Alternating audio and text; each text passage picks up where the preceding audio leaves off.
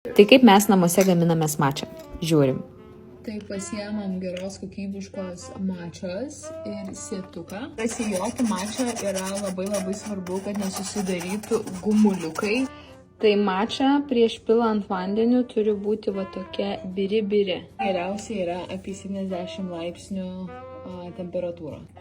O klausimas, kurį rinktis įrankį. Nebežaidėm su tokiu dalyku, nes vis tiek metalo kontaktų daug būna, tiek skardiniai, tiek visur kitur, tai mes pasiemam modernesnį įrankį. Ir per patį sėtelį jūs jau su metalu prabraukėt. Nu, tai mes biškai pradžioj žaidėm, bet čia biškai per daug laiko gaištam. Pylėm karštą vandenį dėl to, kad ją yra labai svarbu gerai išplakti, kad būtų tokios putas. Kadangi turim kavos aparatą, tai tiesiog... Kokosų pienas čia. Naudojame jo kokosų pieną. Mums skaniausia mačia yra su kokosų pienu. Nirva, keletą minučių ir turim pasakiško skonio, šviežumo mačą.